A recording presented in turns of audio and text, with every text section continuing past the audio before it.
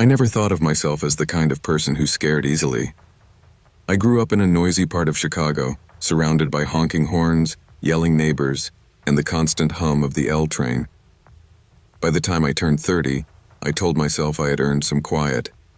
So when I found a small place on the outskirts of a sleepy Midwestern town, old, affordable, tucked between tall pines, I didn't hesitate. I liked the house the moment I stepped inside.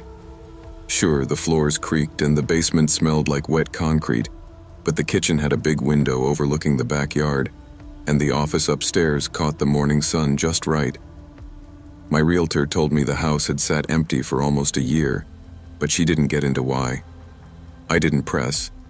I was too busy convincing myself that this move meant a fresh start. New job, new town, new habits. I imagined quiet mornings and long evenings where the only sound was the wind moving across the yard. Winter arrived early that year, heavier than I was used to, but the isolation didn't bother me, not at first.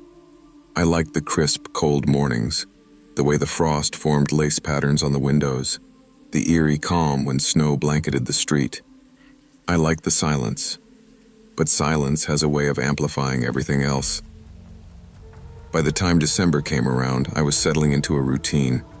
Work late, brew too much coffee, stare out my office window at the dull glow of the street lamp across from my house. That night, the night everything changed, the storm was louder than usual. The kind of storm where the wind didn't just whistle, it pressed against the house like it wanted to come inside. I had no idea something else already had. It was just past 1:30 a.m. when I first saw the light, not the street lamp. Something smaller, thinner, moving in a slow arc along the fence line. At first I thought it was a trick of the snow, but the movement was too steady, too intentional. Someone was out there.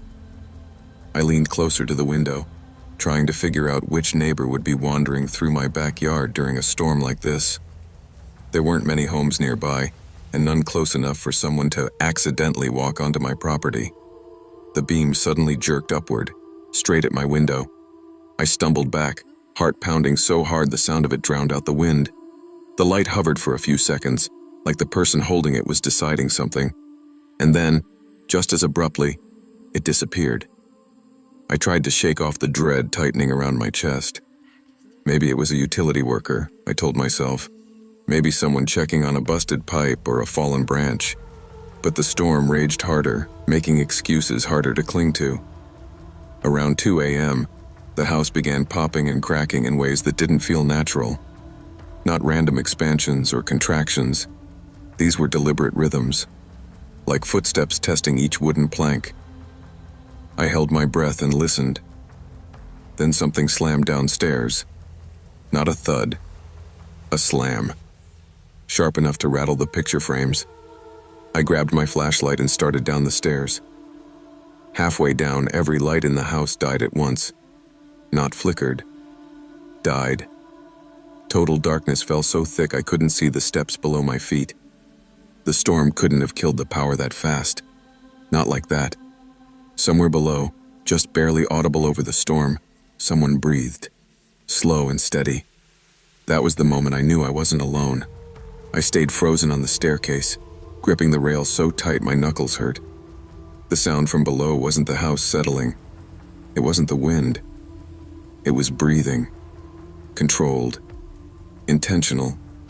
Human. My throat tightened as I tried not to make noise. Then something brushed against the bottom steps. A hand. I could hear the faint slide of skin on wood, like someone guiding themselves up the stairs one careful inch at a time. I moved backward, step by silent step, until my heel touched the landing. I slipped into my bedroom and crouched behind the bed. My heart felt like it was punching through my ribs.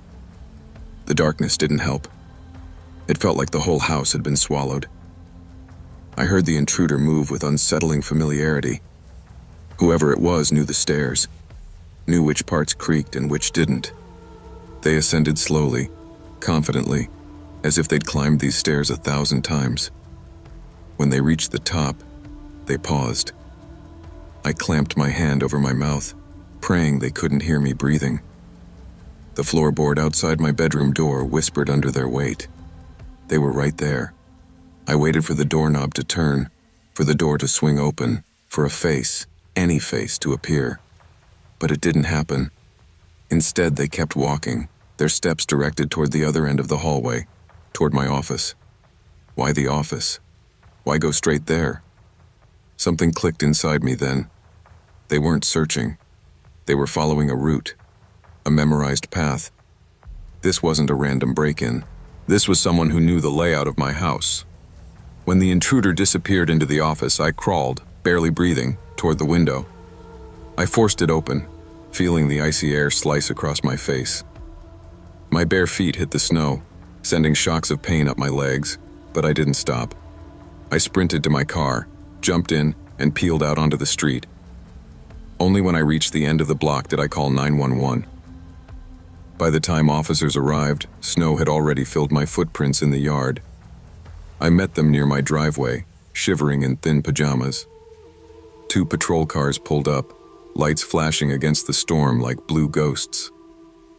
Inside, the house felt colder than the outside air. The officers swept room by room, and I stood frozen in the doorway, afraid to step back inside. One of them returned after a few minutes, his jaw tight. "Who else has a key?" he asked. "No one," I said. "I live alone." "Well," he said, "someone was comfortable enough in here to walk straight to your fuse box." He led me to the basement door. The fuse panel hung open, every switch flipped off manually. There were muddy footprints on the concrete floor, long strides, confident ones, not the clumsy path of someone unfamiliar with the dark. Upstairs, they found more footprints. They traced a direct line from the staircase to my office. On my desk, the officer pointed to something I hadn't seen before. A smudge. A fingerprint on my computer monitor. Like someone had touched it while leaning in close. Then came the worst discovery. Footprints led from my office to my bedroom door. They stopped there. The officer turned to me. "You said you were hiding in the room?" I nodded. "He stood here," the officer said quietly. "Right outside the door. For a while, judging by the prints." My stomach twisted. That meant he'd known exactly where I was. Maybe he had been deciding whether to come in. One officer found something else. A set of faint boot tracks outside leading to the backyard fence. They vanished into the snow beyond. "Looks like he left on foot," another officer said. "Whoever he is, he didn't panic. Didn't rush." Of course he didn't. He knew the house better than I did, and that was the detail that never stopped haunting me. The police asked the usual questions. Had I noticed anything missing? Had I seen suspicious people in the neighborhood? But I kept circling back to the same thought. How did he know the house so well? The next morning, after the storm finally eased, an officer returned with information. "We did some digging," he said. "Your house was owned by a man named Carter Hayes before the bank foreclosed on it. He disappeared a year ago.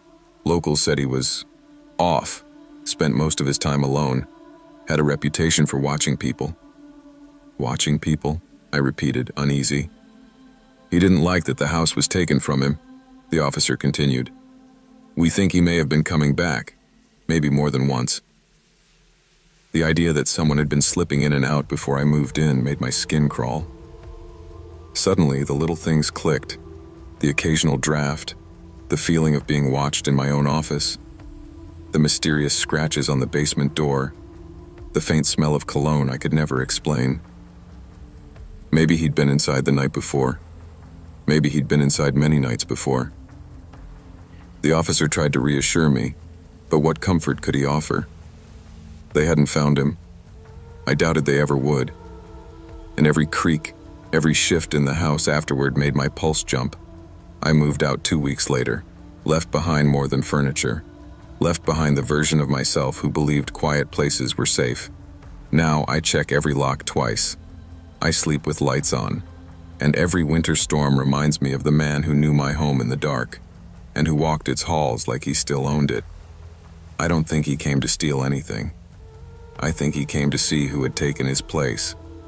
No matter how peaceful a place seems, never ignore your instincts. Safety isn't just about locked doors. It's about being aware, cautious, and trusting the quiet warnings your mind gives you before danger becomes visible.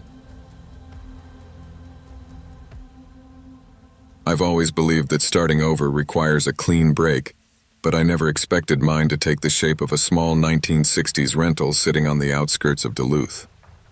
After my breakup with Matt, loud, messy, and the kind that leaves your pride scattered across 3 counties, I wanted quiet. Real quiet. So when my coworker mentioned her aunt's old place available for cheap, I didn't hesitate. The house wasn't pretty in any modern sense. Faded yellow siding, a sagging porch step, and windows with stubborn drafts. But it had privacy, and that was enough. My dog, Hank, a heavy German Shepherd mix, adjusted faster than I did. He liked the big fenced yard and the quiet gravel road that wound through leafless trees. Most nights I'd sit on the couch with a blanket and a mug of peppermint tea, letting the silence feel like healing instead of punishment. By January, the cold settled in for good. Duluth cold isn't polite. It squeezes itself into the seams of your jacket and takes your breath away. Still, the house felt like a place I could rebuild myself, slowly, piece by piece. I didn't tell many people how lonely I really was, how the nights stretched long, how the breakup still replayed in my head like a bad movie. But there was something strangely comforting about the creaks and groans of an older home settling against the winter wind. It felt lived in, familiar, safe, even. I believed that right up until the Tuesday night when the furnace stopped. The hallway went dark, and every quiet thing in that house decided to become something else entirely. It was just after 11 when it happened. I was wrapped in my worn fleece blanket, half watching a true crime documentary I'd already seen twice, when the furnace cut out mid-cycle. Not powered down, stopped. The sudden silence hit like a slap. Even Hank lifted his head, ears high, eyes alert. Probably the filter again, I muttered, trying to sound casual. But Hank didn't buy it. He stood up on the couch, rigid, staring down the hallway like he'd spotted something I couldn't. Then he growled, low, steady, the kind that vibrates through the floorboards. "Hank, hey, it's fine." It wasn't.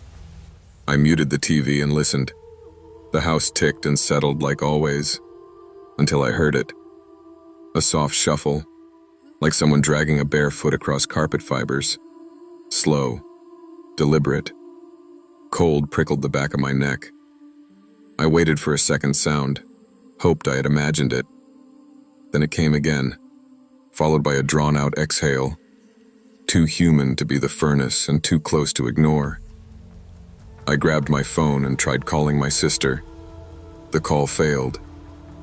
Tried again. Failed.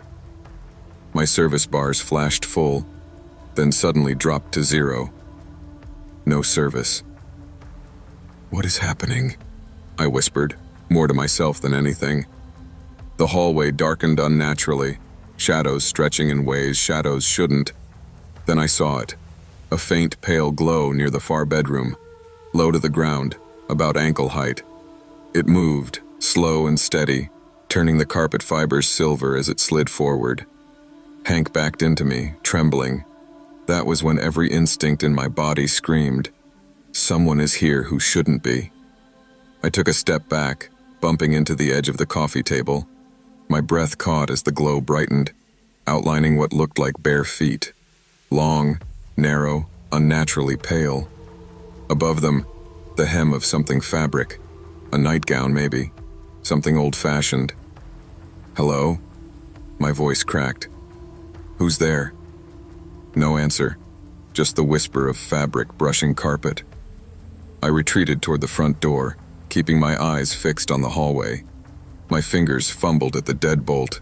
It jammed halfway, like something inside the mechanism resisted. "Come on, come on," I whispered through clenched teeth. Then a whisper drifted toward me. Soft, tired, heartbreakingly close. "You're in my room." Every hair on my arms rose. I yanked the deadbolt again. It didn't move. Behind me, Hank barked. Sharp. Panicked. Nothing like his usual bark. I spun around just long enough to shove my shoulder against the door. The metal finally gave way with a clunk, and icy air rushed inside. I didn't think. I ran, barefoot into the snow, cold biting instantly into my skin. Hank bolted beside me, both of us slipping down the porch steps. I sprinted to my car, fumbling with the keys, crying without realizing. Behind us, the house stood dark except for that faint glow still floating halfway down the hall. I got the engine started and tore down the driveway, gravel popping under the tires, adrenaline drowning every thought except go. I didn't stop until I reached the bright fluorescent safety of a gas station on the highway. Only then did I let myself breathe and start shaking all over. The night clerk took one look at my bare feet and called the police before I even finished explaining. Hank sat pressed against my leg, still trembling, still staring at the doorway as if he expected something to follow us. 2 officers arrived within 20 minutes. Officer Keller, tall and soft-spoken, asked me to walk him through everything. I'll never forget how he paused when I said the words bare footsteps and whisper. Not disbelief. Concern. You didn't see a face? He asked. No, just the bottom half. And the glow. He exchanged a look with his partner, a quick, subtle glance that unsettled me more than I expected. All right, we'll go check the house. You stay here with the clerk. Watching their cruiser lights disappear into the snowy dark felt like handing over my last bit of courage. I wrapped my arms around myself, trying to stop shaking. Hank whined softly, resting his head in my lap. It felt like an hour before they returned, though the clock said 20 minutes. Officer Keller stepped inside with snow dusted across his shoulders. There's no intruder, he said gently. All doors locked. No signs of forced entry. My stomach dropped. But I heard. No, I saw. I believe you heard something. He hesitated. But there was one thing we did find. My heart hammered painfully. What? He pulled off his gloves, voice low. Footprints. Wet ones. Human-shaped, but not right. Not right how? Too long. Too narrow. And the temperature in that hallway was 20 degrees colder than the rest of the house. I went cold all over. So what do I do? He looked at me with a softness I didn't expect. You don't go back there tonight. Maybe don't go back at all. I stayed at a motel that night, Hank curled beside me like a living shield. I barely slept. Every time I closed my eyes, I saw that pale glow sliding toward me, heard the whisper telling me I was in her room. By morning, the police had arranged for me to collect my things in daylight, with an officer escorting me. I felt embarrassed needing the help, but the moment we stepped inside, I knew I couldn't have done it alone. The hallway carpet was still damp in distinct footprints, long, narrow, arched strangely, almost like someone who had never quite learned to walk right. The air temperature dipped with every step we took toward the bedrooms. Officer Keller watched me pack. You're making the right call, he said. This house has history. What kind of history? He hesitated, then sighed. Former tenant died here. Woman in her 70s. Lived alone. She was confused near the end. Used to wander at night, thinking people were in her room. She passed in the hallway. I felt a chill seep into my spine. She wasn't dangerous, he added. Just lost, confused. But sometimes these old places hold on to things. I nodded, throat tight. I don't think she meant to scare you, he finished. But staying here won't help you heal. He was right. Moving out felt like reclaiming something. My safety, my sanity, my future. I found a new place within 2 weeks, a sunny apartment downtown where Hank naps by the window and the walls don't whisper at night. I never drove back down that gravel road again. When life forces you to start over, trust your instincts, even the fearful ones. Safety isn't just about locking doors. It's about recognizing when a place, situation, or person no longer supports your peace. Walking away isn't weakness. Sometimes it's survival. I've always loved winter road trips. There's something peaceful about being alone on an open highway with nothing but engine noise and the radio crackling its way through static. But last December, peace was the last thing I found. I'd been driving from Washington to Idaho to spend Christmas break with my cousin. Finals had drained me, and the idea of a quiet week away from campus sounded perfect. By the time I hit rural Idaho, snow had swallowed the road so completely that the landscape turned into one endless white blur. The painted lines were gone, the guardrails looked like vague shadows, and my wipers had been fighting for their lives for hours. I slid twice on black ice, full sideways skid, each one sending a jolt of adrenaline that made my hands shake for minutes afterward. I told myself I'd pull off at the next gas station or rest stop, but those things become rare once you're deep enough into nowhere.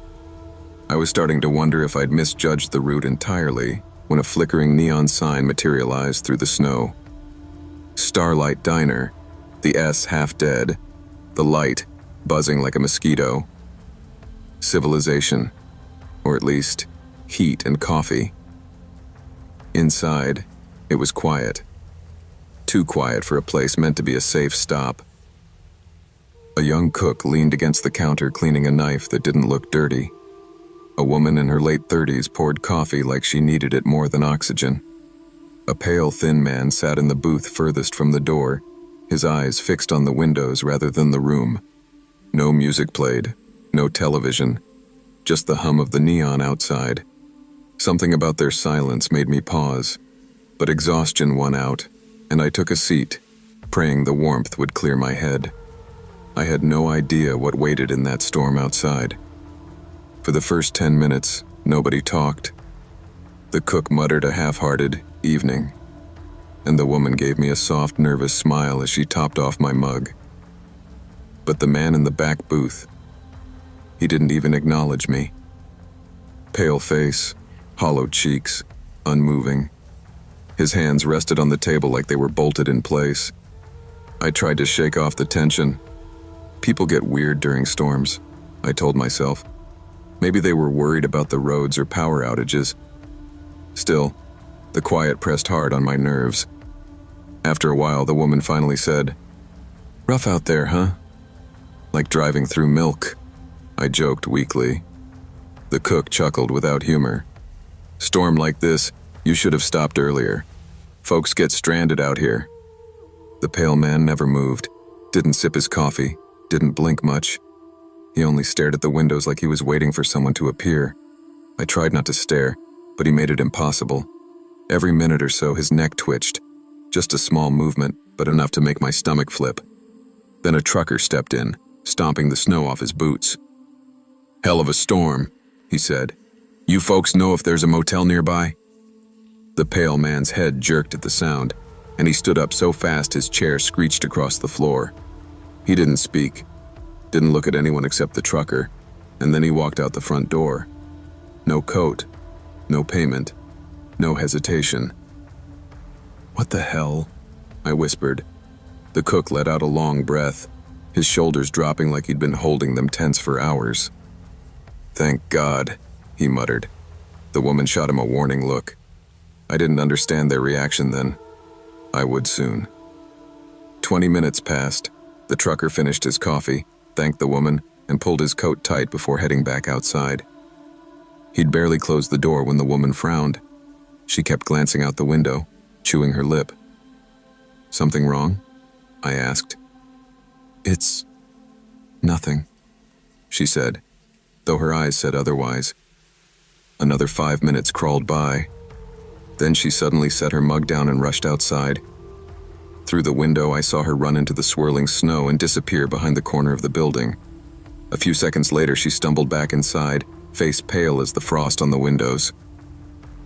"His truck," she whispered to the cook, "is still there. Both doors open. His footprints stop at the trees."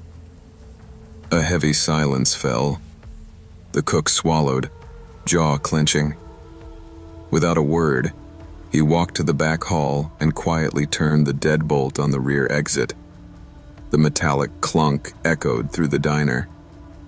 "Hey," I said, standing. "What's going on?" The cook didn't look at me.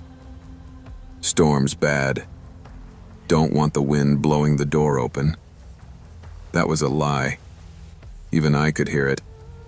The woman wrapped her arms around herself, eyes darting toward the pitch-black windows. "He shouldn't have gone out alone," she murmured. "Storms bring out things." "What things?" I demanded. Before she could answer, the lights flickered. Once, twice. Then everything dimmed to a dull glow. The cook cursed under his breath. "Fuse box again. I'll check it." He grabbed a flashlight and pushed open the storage room door. The beam disappeared inside, and he let the door swing shut behind him. The diner fell silent. 3 seconds later, pounding footsteps circled the building, heavy, erratic, fast, kicking up snow against every wall. The woman grabbed my arm. "Get away from the windows." She didn't need to tell me twice. A tall, thin silhouette drifted past the windows, head tilted, movements jerky and unnatural, as if its limbs didn't quite match the pace of its steps. The neon sign flickered behind it, outlining the shape in sickly purple light. The figure circled once, twice, slow enough to let us see it, slow enough to let us know it was choosing. The woman whispered, "It isn't the storm you have to worry about. Locals say he comes out when the roads shut down, follows travelers, watches for stranded ones." My pulse hammered so hard I felt it in my teeth. "What about the trucker?" I asked quietly. She didn't answer. Another circuit around the diner. Then a scraping sound along the metal siding, like fingernails dragging. When the storage room door suddenly swung open, I jumped back. The cook was gone. His flashlight lay on the floor, still on, pointed toward the back exit, the same door he had locked minutes earlier. Snow blew in through a gap, the lock dangling useless from its hinge. "You wouldn't go outside?" the woman whispered. "Not him. Not now." A cold dread settled into my bones. Something had taken him. We backed into the restroom, the only room without windows, and shut ourselves inside. The woman held the door handle with both hands while I turned off the lights. For several minutes, something moved in the hallway. Slow, scraping, dragging movements against the walls. Then the gentle rattle of the bathroom doorknob. Once, twice. Then a long, deliberate pause. We didn't breathe. And then, silence. Hours passed like frozen molasses. When the storm finally eased near dawn, the woman whispered, "We have to go. Now." We cracked open the door, both of us trembling, and slipped into the hallway. The diner looked like a crime scene. Snow drifted through the back door, forming a small pile. Footprints, too long, too deep, trailed through the kitchen and then out into the forest. Not human, not natural. Outside, wind bit at our faces as we ran into the gray morning light. 3 vehicles sat abandoned in the lot. The trucker's rig, the cook's old sedan, and the pale man's station wagon. None had been touched. Snow had buried their windows. "Don't look at the trees," the woman warned. But I did. Halfway between the pines, a tall figure stood barely visible, head tilted, still as ice, watching. Police arrived an hour later. Their tracks filled the lot. Their radios crackled with disbelief. They searched the forest, combing through the snow until one officer shouted. A body, half buried near the tree line. Not the cook, not the trucker. The pale man. The officer said he'd been dead for hours. long before he had walked out of the diner. I didn't believe it then. I'm not sure I believe it now. The other two men were never found. Every winter since, the first snowfall brings back the memory of that silhouette drifting past the windows of the Starlight Diner, that quiet hum of the doorknob turning, that feeling of being watched, not by something human, but something patient, something that waits for storms, something that follows travelers. When your instincts tell you something is wrong, listen. Survival often depends less on courage and more on awareness, and knowing when to leave before danger steps out of the shadows. I picked up food delivery during winter break from college because textbooks don't pay for themselves and my car insurance was overdue. Again. Most nights were easy. Pizza runs, late-night tacos, suburban houses with glowing porch lights. Nothing special. But winter in my town hits hard. The kind of cold that makes your breath feel like broken glass. The kind of cold that makes people tip well because they know you're suffering. That night started normal enough, aside from the temperature dropping fast. 0 degrees, maybe lower with wind chill. My phone buzzed as I sat in a parking lot warming my hands over the car heater. It was a huge order. 4 entrees, 2 soups, 3 sides, from an address miles outside the main town. The payout made my eyebrows jump, enough to cover half my insurance bill. I accepted before I thought twice. The restaurant workers even joked about it. "Big family dinner?" one asked. "Or a party," another said. But something felt off about the address, just a set of coordinates more than a normal street. When I messaged the customer, he replied instantly, "Drive to the marked spot, you'll see the path." I brushed off the weirdness. Money is money. So I loaded the bags into my back seat and headed out. The drive took me through silent farmland, past fields frozen solid. The further I got, the darker it became. No houses, no barns, just forest swallowing both sides of the road. When my GPS announced I'd arrived, my headlights revealed nothing but a narrow path half buried in snow, vanishing into pitch-black trees. No driveway, no sign, not even a mailbox. I should have turned around right then, but I didn't. I called the customer to confirm, mostly because I needed reassurance that I wasn't about to deliver dinner to a moose. He answered on the second ring. His voice was low, hoarse, and unsettlingly calm. "Yes, that's my driveway. Snow hides it every winter. Just walk in. House is close." "Close like 50 feet close?" I asked. A pause. "Just a short walk." Something in his tone made the hair on my neck stand straight. Still, the payout flashed in my mind like a neon sign. I grabbed the bags, pulled up my hood, and stepped into the woods.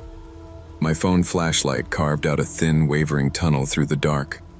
Every breath froze before it left my mouth. The world grew quieter with each step, as if the trees swallowed the sound. About 10 minutes in, I noticed prints in the snow ahead of me. Fresh ones.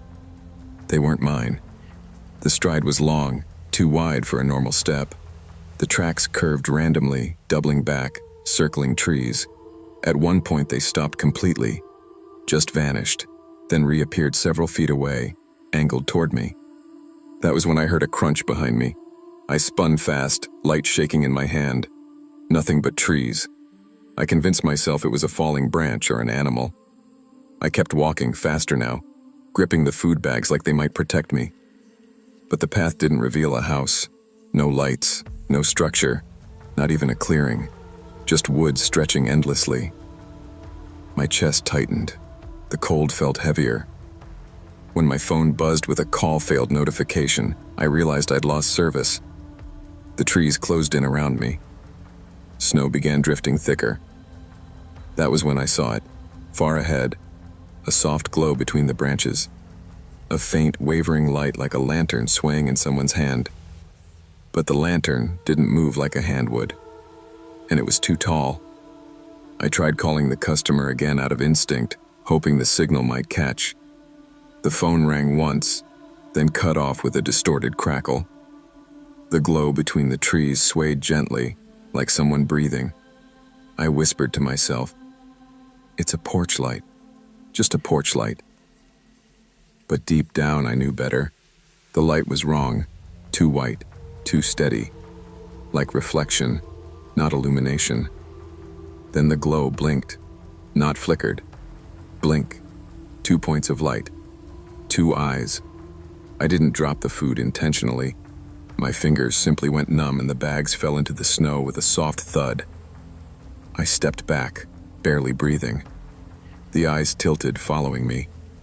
Then they rose, higher, stretching above human height.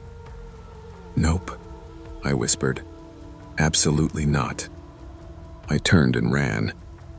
Branches whipped against my jacket. Snow exploded beneath my feet. My phone beam jolted wildly, catching glimpses of tree trunks and drifting frost. Behind me, something moved, slow, heavy, dragging through deep snow. Not running, following. Every time I paused to catch my breath, the sound stopped too. The forest listened with me. At one point, the thing let out a low, crackling exhale, like cold wind passing through dry lungs. That pushed me into full panic. My visibility shrank to a tunnel of pixelated light from my half-frozen phone. My lungs burned. My legs felt like wet cement. The trees looked identical in every direction, and for a terrifying moment, I couldn't tell if I was going the right way.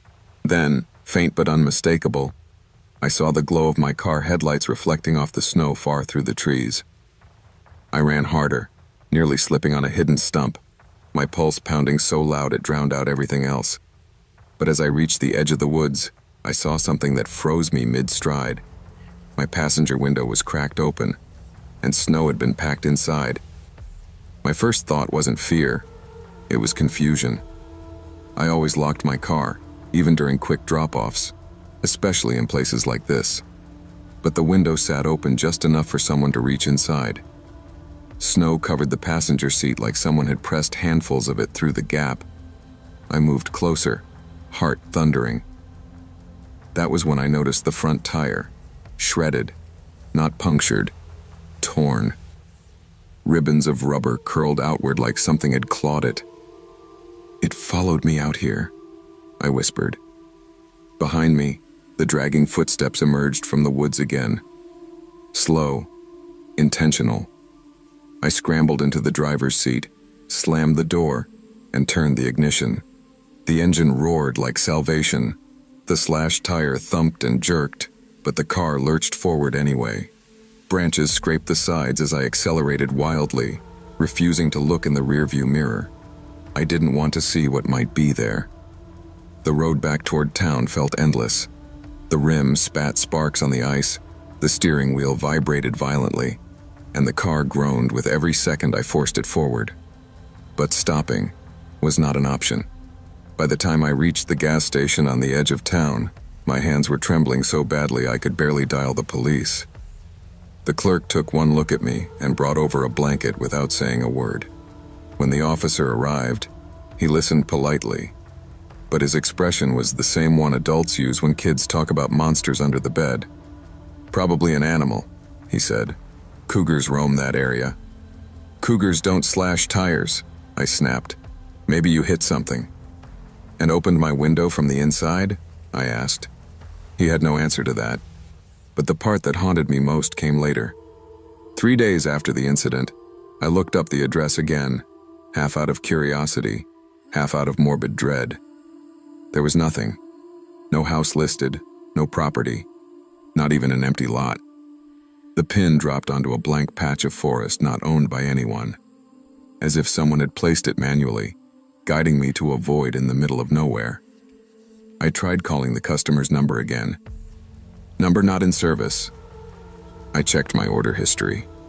The receipt still existed, but the customer name field was blank.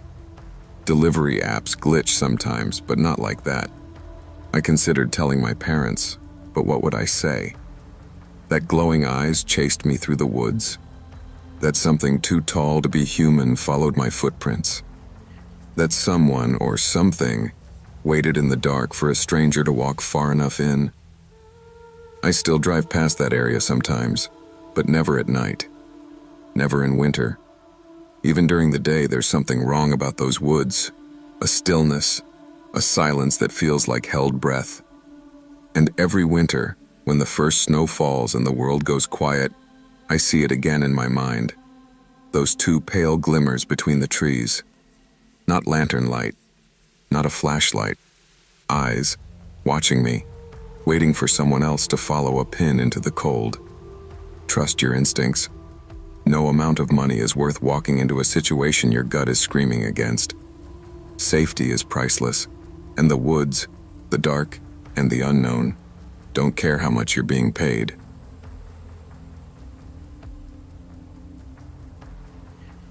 People always say nothing happens in rural Indiana. That's partly why I agreed to house sit for my aunt. A quiet weekend in a peaceful town sounded like exactly what my brain needed after grinding through the winter semester. My aunt's place sat at the edge of an enormous cornfield, the kind that feels endless even in February when nothing's growing. Just rows of broken stalks poking through snow like brittle bones. I'd spent a lot of my childhood around this area, visiting during summers. Back then, the isolation felt magical, like I'd stepped outside normal life. Now, at 24, it felt more like a test. Could I handle being alone with nothing but wind and space? My aunt left early Friday morning for a work trip to Denver, giving me her usual list. Water the plants, bring in the mail, watch the thermostat. The house itself was modern. Big windows, clean lines, the kind of place that looked brighter on the inside than out. I settled in with a throw blanket, a mug of cocoa, and a determination to enjoy the quiet. The cold front hit around midnight. I could hear the wind forcing itself through the ventilation ducts like it was trying to come inside. By 1 a.m, I finished my movie and stretched, thinking about heading to bed. I remember feeling grateful for the warmth, grateful for being somewhere safe. That feeling didn't last long. It changed the moment I walked into the kitchen, flipped on the light, and saw the sliding glass door. The kitchen light hummed to life, and that's when I froze. The huge sliding door facing the backyard was fogged completely white, except for one small, perfectly clear circle at eye level, like someone had pressed their forehead directly against the glass just minutes earlier. I didn't move at first. My brain refused to make sense of it. I stepped closer, slow and careful. Smudges streaked down the glass beneath the clear circle, thin, uneven lines that looked disturbingly like finger trails. "Hank, did you do that?" I whispered, even though the only pet in the house was my aunt's old tabby cat, who couldn't reach that high even if she stacked kitchen chairs. I leaned in just enough to see my own reflection. The circle was too precise, too defined, as if someone had stood there for a long time, breathing against the window. Then the outside motion sensor lights snapped on, bathing the yard in harsh white. I pressed my hand to my chest, trying to quiet my heartbeat long enough to see outside clearly. At first, nothing. Just snow swirling in the wind, the shed half buried behind a drift, the broken rows of corn stalks stretching into darkness. Then something shifted at the edge of the light. 2 figures. Tall, still, half hidden behind the shed, both staring in the direction of the house. I backed away so fast I hit the counter behind me. Okay. Call 911. My hands shook as I reached for my phone. The dispatcher's voice sounded far too calm when she told me officers were busy with storm-related accidents. "We'll send someone as soon as possible." I wasn't sure I had that long. I crouched behind the kitchen island, the cordless phone clutched to my chest like some kind of shield. The sliding door loomed ahead of me, the kitchen pitch dark except for the faint glow from the stovetop clock. I peeked out. One of the figures had moved. He stood at the edge of the patio now, maybe 10 yards away, tall and bundled in dark winter clothing. Hood up, hands at his sides. No flashlight, no phone, just watching. My breath fogged the air. "Please let the police get here soon. Please," I whispered, barely making a sound. The second figure remained by the shed, blocking the quickest path to the road. My stomach sank with the realization. They weren't just wandering. They were staging themselves. Then I heard it. A slow scraping sound from the front of the house, as if someone was dragging something across the siding. I crawled toward the hallway, my knees knocking against the hardwood floor. The entryway window was frosted over, but a shadow moved across it, tall, unmistakable. Someone was at the front door. The doorknob jiggled. My pulse slammed in my ears. I scrambled back toward the laundry room, the only space in the house with no exterior windows. I closed the door softly, praying the hinges wouldn't squeak. Outside, I heard tapping, windows being tested, soft thumps along the siding, footsteps circling. They moved with purpose, mapping the house from every angle. It felt like the walls were shrinking around me, like the quiet house I'd trusted had turned into a trap. And all I could do was wait. Those 15 minutes stretched into something indescribable, an empty, suffocating quiet punctuated by sounds that didn't belong. Slow footfalls on the deck, the rhythmic tapping on the sliding door, a low hum, like someone murmuring just outside the frame of the house, the kind of sounds that make your body react before your mind does. I held the cordless phone so tightly my knuckles ached. Every nerve in my body was begging to run, but there was nowhere safe to go. The men outside seemed to know every exit before I did. Then, through the howling wind, I heard something else. Distant at first. Growing. Sirens. The tapping stopped. Footsteps scuffled through snow. Multiple sets. Fast. Urgent. The figures didn't bother hiding now. They were running. Not toward the road, not toward the shed, but straight into the cornfield. The police pounded on the front door a moment later. "Sheriff's Department. Aaron, you can come out." My legs barely held me as I left the laundry room. The officers swept through the house, flashlight in hand, calling clear on each room. When they reached the sliding door, they paused. One officer crouched down, studying the glass. "That circle. You didn't touch this?" "No," I whispered. Someone was looking inside. Outside, the yard showed nothing. The storm had eaten every footprint. "Tracks should be everywhere," the deputy said, frowning. "Even in snow like this." "They ran into the cornfield," I insisted. He shook his head. "We checked.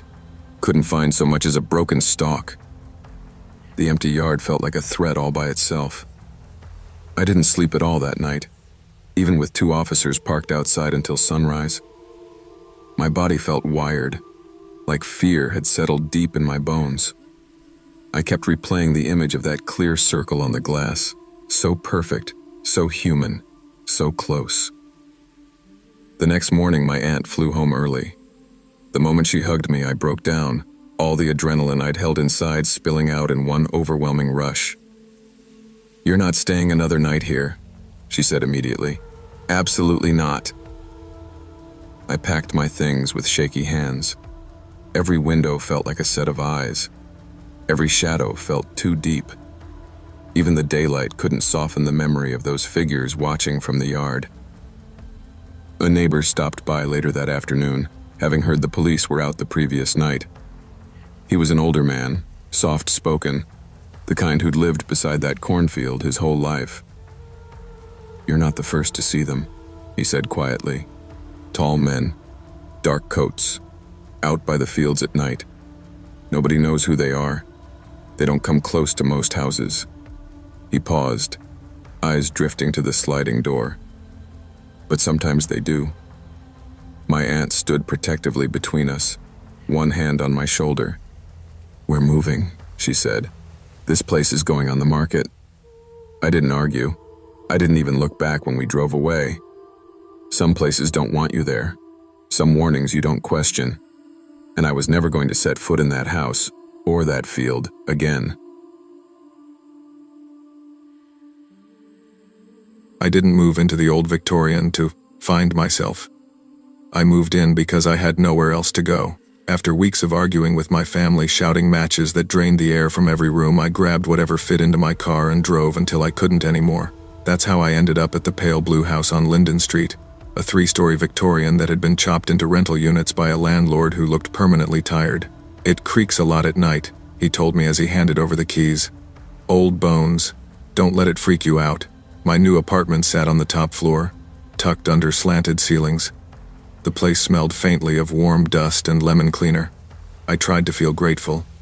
I tried to breathe, but that first night, during a February storm that rattled the windows like someone knocking to be let in, the house felt less like a home and more like a large, restless animal. Creaks came from everywhere, floorboards, walls, even the radiator that clanged like a metal heartbeat. I told myself I could handle it. I needed to handle it. The vent near my bed, though that was different. It started with faint clicking, like someone gently tapping a pencil on the metal. Then a soft, rhythmic puff of air, too steady to be random drafts. I pulled my blanket up and whispered, "Just settling sounds, just settling," but then something whispered back. A clear, breathy voice drifting through the vent. "I see you." I froze.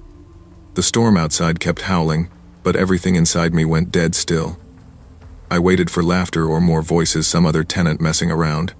Nothing. Then came the scratching. At first, I tried to rationalize it. Maybe a raccoon got into the ducts. Maybe the neighbor downstairs was messing with the vents. I pressed my ear close to the metal. Scratch, scratch, scratch, long and deliberate, traveling from one end of the vent to the other. It sounded like fingernails dragging slow trails through dust and rust. My skin prickled. "Knock it off," I shouted, and smacked the vent with my palm. Silence. I exhaled shakily and climbed back into bed, angry at myself for getting spooked so quickly. I stared at the ceiling, counting the seconds until sleep finally tugged me under. It couldn't have been more than an hour later when I woke to a noise that punched straight through my half-dreaming haze. Crawling. Something was inside the ventilation system, dragging itself through the narrow ductwork. The sound was awful. Knees scraping metal, elbows thudding, a slow, uneven shuffle like someone forcing themselves forward inch by inch. My digital clock glowed 2:14 a.m. I whispered, "No, no, no, no."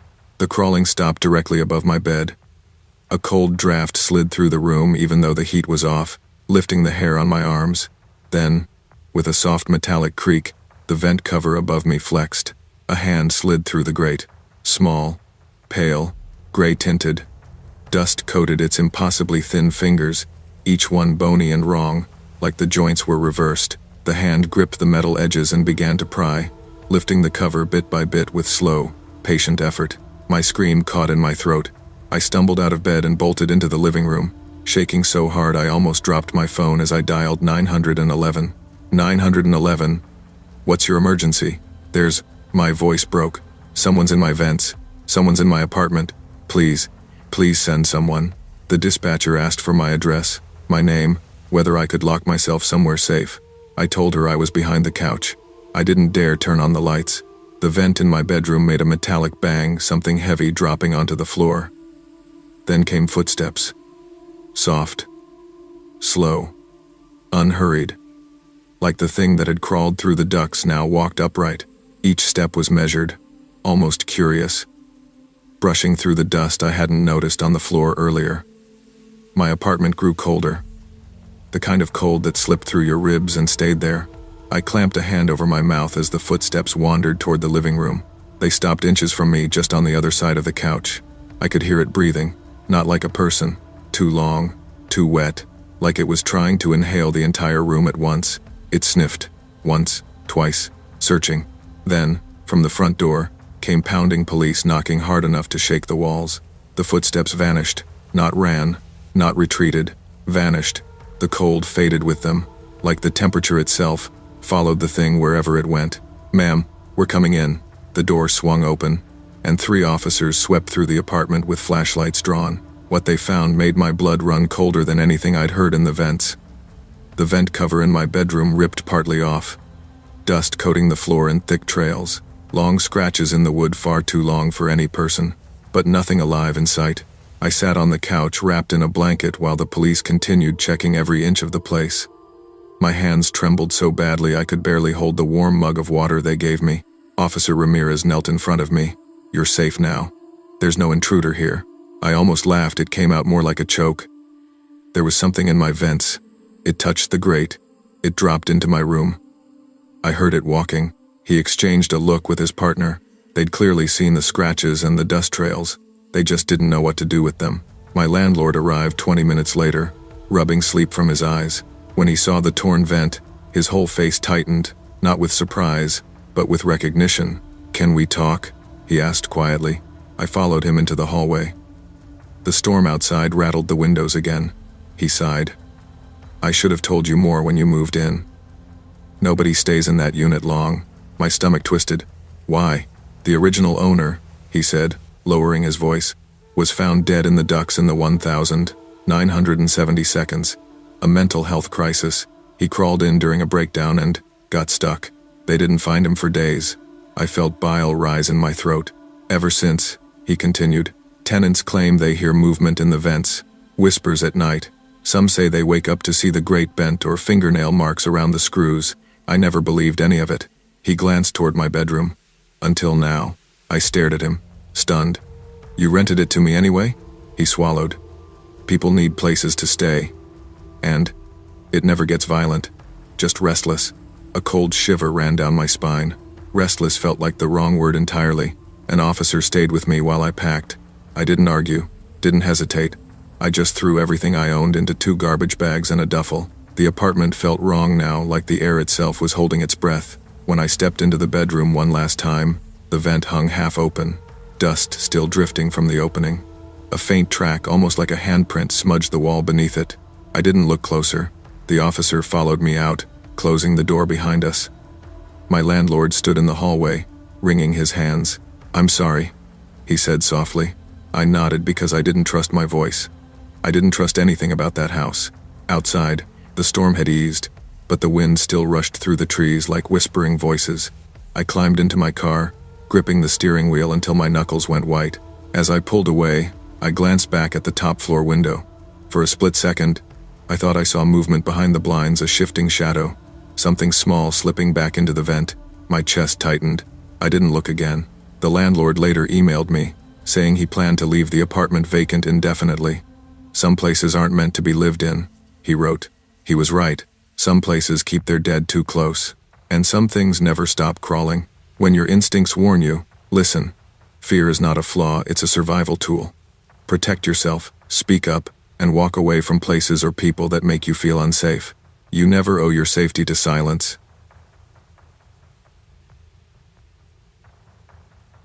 When I first moved into the cabin, the silence felt like a blessing. After years of city noise, sirens, shouting neighbors, garbage trucks at dawn, I thought isolation would be the cure for my burned-out brain. The rental listing had called it a peaceful forest retreat. That was true, I guess, depending on your definition of peaceful. The nearest grocery store was 30 minutes away. My closest neighbor lived down a dirt road so overgrown I wasn't sure anyone actually lived there. Still, the place had charm. An old wood stove, pine walls that smelled like sap, and a deck that creaked under the weight of snow. My new remote job let me work from anywhere, and I wanted to believe this was my fresh start. The first 2 nights were fine, cold, quiet, uneventful. I read books by lantern light when the power flickered, listened to the forest breathing through the pines, tried to convince myself that the loneliness was good for me. Everything changed on night 3. Around 1 a.m., I was on the couch, halfway through a mystery novel, when I heard footsteps outside. Heavy, deliberate, crunching across the frosted needles. People don't walk out here at night. Animals do. And animals, especially bears, don't care about personal space. I turned off the lamp, sat completely still, and let my eyes adjust.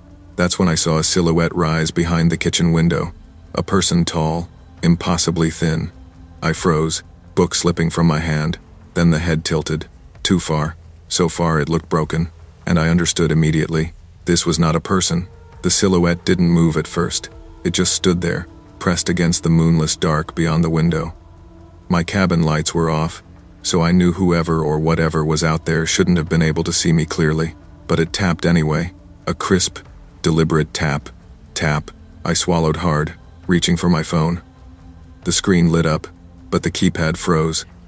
Every time I tried to dial 911, the phone glitched, white lines streaking across the display like static. It had never done that before.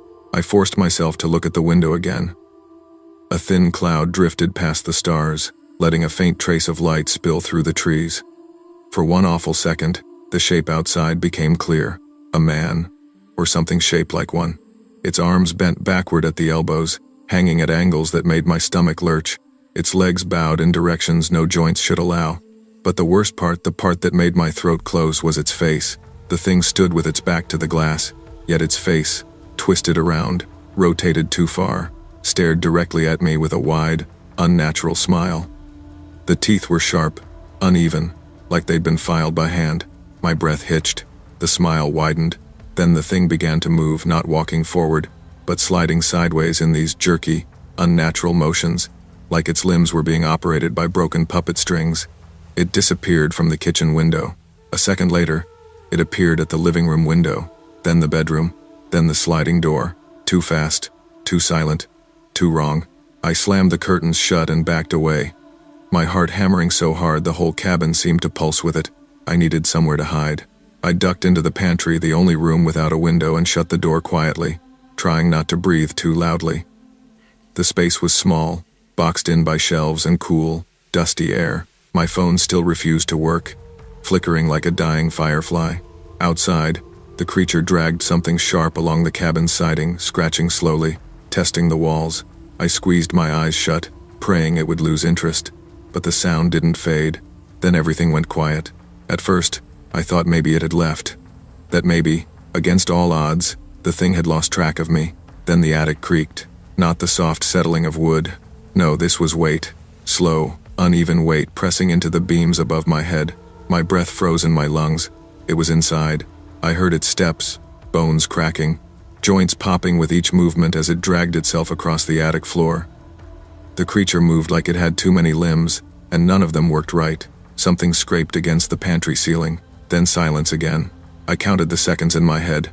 1, 2, 3. Footsteps landed outside the pantry. Close. Too close. A shadow passed under the door, long and distorted, legs bending backward like a deer that had been turned inside out. The creature sniffed loudly, dragging air through those jagged teeth. I clamped my hand over my mouth, terrified even a single breath would give me away. The scratching started at the bottom of the door, tracing the wood grain. Slow, curious, patient. Then suddenly, nothing. The air went still. The cabin went silent. I didn't move. Not until morning light seeped through the cracks in the curtains. The moment I stepped out of the pantry, I felt like I'd aged years. I kept expecting to see the creature standing in the corner of the room, joints twisted, head rotated too far. But the cabin looked empty. Wrong, but empty. Sunrise filtered through the curtains in pale, forgiving stripes. I moved slowly, checking each room. What I found made my stomach churn. Deep gouges along the window frames, far deeper than any person could have made without tools. Scratches cut across the siding outside, long and looping as though the creature had dragged its fingers lazily along the walls. The attic ladder was slightly lowered. I hadn't touched it, ever. I grabbed my keys, my wallet, and nothing else. My hands shook so badly I dropped my coat twice before finally getting out the front door. The cabin stood behind me like a hollow shell, wounded and watching. I drove straight to the ranger station the moment I hit the main road. A ranger named Sullivan listened without interrupting. When I finished, he rubbed his jaw and said, "Locals have seen something out there. Tall, wrong-looking, walks strange." My skin prickled. "You're not the first," he added quietly. He didn't look surprised, just tired. He told me some people called it the backward man, a thing that moved like it was trying to imitate humans but didn't understand how. "Folks who see him never stay long," Sullivan said, "and they always leave something behind." "What do you mean?" I asked. He looked at me seriously. "You left more than your belongings in that cabin. You left your attention. He won't get that again." I didn't go back. I left Oregon that same afternoon, driving until the trees thinned and the world felt normal again. I didn't look in the rearview mirror. I didn't stop to breathe. I didn't stop for gas until my car nearly stalled. Every time I blinked, I pictured that smile too wide, too sharp, too wrong, and the way it circled my cabin like it already knew the layout, as if it had been waiting for someone to move in, waiting for me. The police later contacted me, confirming what they found at the cabin: gouges in the ceiling beams, scratches near every entry point, shredded curtain rods, no footprints, no signs of forced entry, nothing to suggest a human intruder. I didn't need their confirmation. I knew what I saw. I moved into an apartment in the city, surrounded by people, noise, lights, things that feel human. But some nights, around 1 a.m., when the world outside gets quiet, I swear I hear faint tapping from the fire escape. Once, twice. Like something is reminding me it remembers. I keep the curtains closed. I keep my lights bright.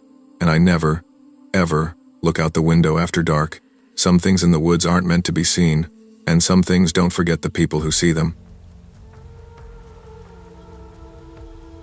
My name's Jordan, and until last winter, I worked the 11 p.m., 7 a.m. shift at a Walmart in rural Nebraska.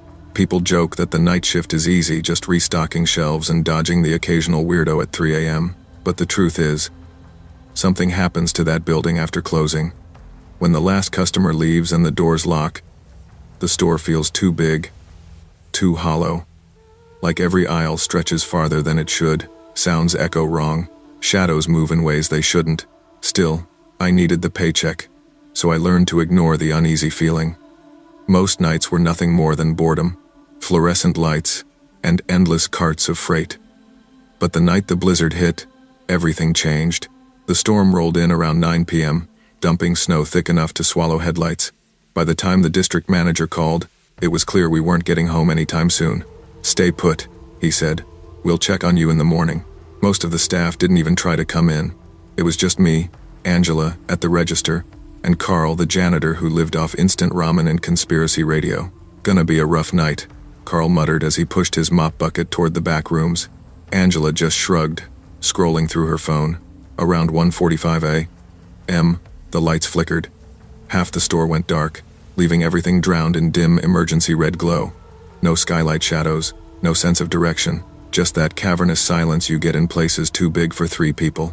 I was zoning the cereal aisle when the intercom crackled. "Jordan, aisle 4. Static swallowed the rest. Angela swore she didn't touch the system. Carl wasn't even near the registers. So who the hell said my name? I grabbed my flashlight and headed toward aisle 4.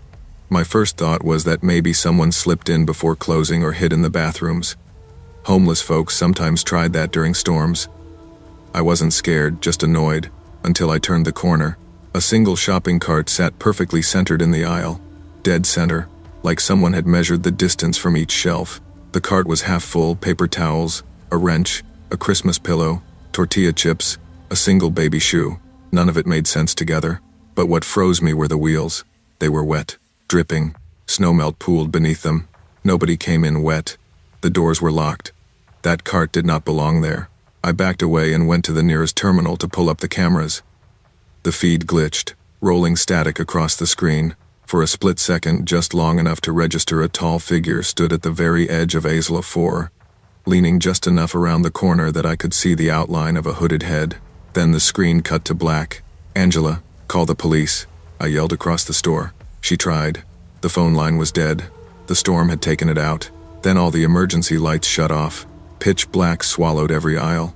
Somewhere deep in the store, something fell, then something else, then a heavy crash that rattled the metal shelves. The footsteps that followed weren't human. Long strides, too fast. Angela screamed. Carl radioed me, voice shaking. Something knocked over the mop bucket. "I think there's someone back here." Then the intercom clicked again. "Jordan. Behind you." I spun around so fast I slipped on the tile. No one was there, but we were not alone. My flashlight beam shook as I swept it across the cosmetics aisle. At first, I thought my eyes were playing tricks on me, but no. A tall figure stood at the far end of the aisle, motionless, wrapped in a dark parka that sagged strangely, as if the person inside wasn't shaped the way a person should be. The hood hung low, too heavy, as though something weighed it down. He didn't move, didn't even sway. He just stood there watching me. "Sir?" I whispered, even though every instinct screamed to run. When lightning flashed through the front doors, the whole store lit up for half a second. That second was enough. The figure was now 15 feet closer. Same posture, same stillness. But the hood tilted, and inside it wasn't a face. It was a smear, like someone had dragged a wet cloth across a photograph, just dark pits where eyes should be, glistening like something alive inside them. I stumbled backward. Angela, Carl, get to the dairy cooler now. We ran. The footsteps behind us didn't sound like running, they sounded like sliding. Fast, smooth, wrong. The dairy cooler door slammed shut just as something slammed into it from the other side. Steel bent inward with each hit. Angela cried, knees pulled to her chest. Carl whispered prayers between panicked breaths. The pounding grew harder, then slower, then stopped altogether. We held our breath. Minutes passed. Silence. I didn't trust it. None of us did. We waited in the suffocating cold, listening for anything beyond the humming cooler fans. Nothing. Not until dawn. At exactly 7:02 a.m., the managers unlocked the front doors from outside, their voices muffled through the store speakers. Overnight crew. Anyone here? We burst out of the cooler, shaking so badly the manager thought we were having some kind of breakdown. Angela clung to me. Carl kept glancing over his shoulder like something might still be lurking behind the pallets. "You three look like hell," the assistant manager said. Then she saw the store. Aisles knocked over, shelves bent, products scattered across the floor like something had torn through the place in a frenzy. Deep gouges in the tile, straight lines, curved lines, sharp arcs that looked almost deliberate. Wet footprints, bare feet, long, narrow prints, led from frozen foods to toys, then into the wall. Not beside the wall, into it, as if the person stepped through solid structure. Who else was here? The store manager demanded. No one, I said. Just us. He didn't believe us. Not until we checked the cameras. Almost every file was corrupted, static, black screens, distorted frames, all except one, a still image. Me standing in aisle 4, and behind me, inches away, the hooded figure, blurred face, dark pits for eyes, head tilted at an impossible angle. Managers stared at the screen in dead silence. Finally, one whispered, "What is that?" I didn't have an answer. All I knew was that thing had been close enough to touch me. I quit on the spot. So did Angela. Carl never returned either. I expected nightmares after what happened, but what I got was worse. Every time I pass that Walmart, whether in daylight or dusk, the automatic doors slide open even when no one is near them. Managers say it's a glitch. Just the sensors misfiring, they claim. But I've seen those doors open before. At 4 a.m., for the hooded man with the blurred face. I moved 3 towns over. I started a new job. I try not to think about that night. But sometimes, when winter storms roll through and the sky turns the same dead gray as that morning, I swear I hear the intercom crackle in my memory. Jordan, aisle 4. I tell myself it's just trauma, just my mind replaying the worst shift of my life. But deep down, I know better. Things happened in that store that defy explanation. Those footprints weren't human. That face, if you can call it a face, wasn't human. And something about the way it moved, sliding, appearing closer each time the lights flickered. No living body moves like that. Some nights, when the wind is loud enough to drown the world out, I hear tapping on my apartment window. Soft at first. Tap. Pause. Tap. Like someone reminding me they remember. Like someone waiting to be invited in. I keep the blinds shut. I don't look outside after midnight. And I don't walk down retail aisles alone. Ever again. When your instincts scream that something is wrong, listen. Fear exists for a reason, and ignoring it can put you closer to danger than you ever imagined. Never dismiss your intuition. It might be the only thing standing between you and something you were never meant to see. I wasn't supposed to take the late bus. I had left work early, grabbed dinner on the way out, and planned to walk home before the storm rolled in. But the sky cracked open sooner than the forecast predicted, and within minutes the sidewalks flooded. I wasn't in the mood to swim 3 miles home, so I ducked under the cracked plastic bus shelter and waited. That's when I noticed him. A man sat alone on the bench, lean, soaked, wearing a jacket at least 2 sizes too big, the sleeves hanging past his fingers. He didn't check the bus schedule or look at the road. He stared at me, blinking in slow, stiff motions like each blink was something he had to remind himself to do. I tried not to make eye contact, but it's hard to ignore someone staring straight at you. When the bus finally arrived, the headlights cutting through the rain like knives, I hurried on. He didn't move, didn't make an attempt to board. He just mouthed something as I passed him. No sound, just lips forming deliberate shapes. I thought he said, I'll be there soon. Weird. Sure, but bus stops attract weird. The ride home was uneventful. My clothes dripped everywhere, my shoes squelched, and the heater barely worked. When I finally reached my apartment, I microwaved a cup of noodles, watched a few stupid videos, and fell asleep on the couch with the TV still glowing. At 3:17 a.m., I woke up, not from a nightmare, from tapping, slow, steady, not on the door, on the living room window. At first, I assumed the storm had rattled a branch loose and the wind was pushing it against the glass. I sat there for a moment, heart drumming, listening. The tapping wasn't random. It had rhythm. 3 taps, pause, 3 taps again. I stood up, wiped the fog from the window, and pulled the curtain back. A wet handprint dragged down the outside of the glass, long, pale fingers, smearing through the condensation. I stumbled backward so fast I knocked over the lamp. "What the hell?" I whispered, grabbing my phone. Right then, the power cut out. My apartment and the entire neighborhood collapsed into darkness. Lightning flashed and briefly lit up the street. In that split-second burst of white light, I saw him, the bus stop man, standing on the sidewalk in front of my house, facing me, head tilted far too much to one side, like his neck had softened. His arms hung stiff and loose at the same time, a wrongness I can't describe without feeling sick. Lightning flashed again. He was at the edge of my yard. Another flash. He stood at the porch railing. He didn't step. He didn't walk. He just appeared closer each time light hit the world. Then came the tapping again. But this time, it came from inside my house. I froze. The sound was unmistakable. 3 taps, slow and deliberate, on the hallway wall.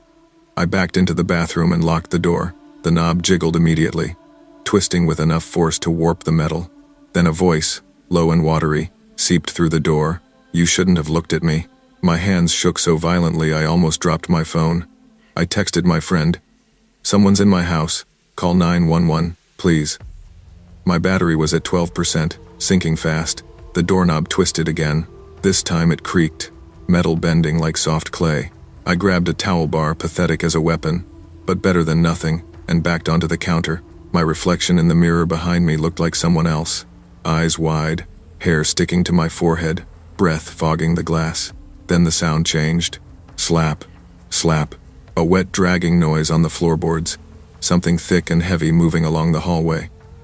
I pressed my ear to the door as lightly as I could. Drip, drip, water. Or something like water. Then I saw it. A dark, wet puddle seeping under the bathroom door. It didn't spread like normal liquid, it slid, inching inward like it had a purpose. "No, no, no," I whispered, pulling my feet up as the puddle reached the base of the cabinet. It pooled beneath me, moving as if tasting the air. Sirens finally cut through the storm outside, distant but approaching. The puddle quivered, then slowly drained backward, pulling itself away from the door. The footsteps returned, wet, dragging footsteps moving down the hallway. When the police burst through my front door minutes later, everything went dead silent.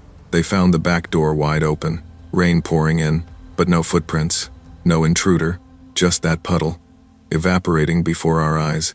And on the bathroom floor, a soaked bus ticket with a time written on it, 3:17 a.m. tomorrow. I didn't even pack properly. The officers told me it was probably a break-in, that my fear made things seem worse, but they couldn't explain the handprint on the window, or the puddle under the bathroom door, or why I kept smelling rainwater inside my apartment long after it dried. "I'm not staying," I said. "Not after that." One cop nodded like he understood. The other didn't.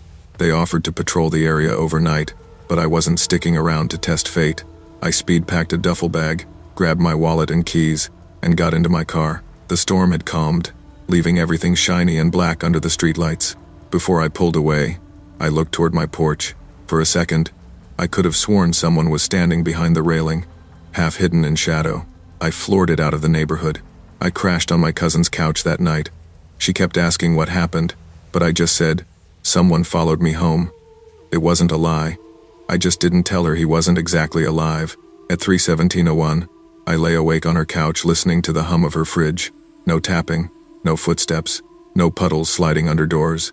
But as I stared at the ceiling, I felt something sinking into my chest. A sense that the world had tilted, that whatever I'd seen wasn't finished yet.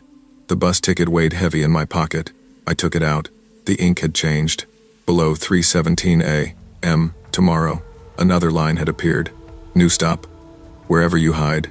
I dropped the ticket and didn't sleep the rest of the night. The next day, I bought a plane ticket one way, as far from Nebraska as I could. I didn't go home to get anything else. I didn't return the keys. I didn't file a notice. I just left. At the airport, I kept scanning the crowd. Every tall man, every soaked jacket, every slow blink. I jumped at reflections in the glass, avoided sitting near the windows. My nerves were fried, but fear keeps you alive, at least that's what I told myself. When my boarding group was called, I practically ran onto the plane. I slumped into the seat and breathed, for the first time in 24 hours, like maybe I was safe. Then the overhead lights flickered, once, twice, the same rhythm as the tapping. I squeezed my eyes shut. It's just bad wiring. It's just your nerves. It's just, the intercom crackled. Not the flight attendant, not the pilot. A low, wet voice whispered through the speakers. I told you. I'd be there soon. I bolted upright. Passengers glanced around, confused. No one else reacted like they heard it. No one looked terrified. No one saw what I saw, a drip of water sliding down the inside of the cabin wall. I pressed the call button and whispered to the attendant, I need off this plane. Please, please let me off. She frowned but let me leave. I didn't argue. I didn't run.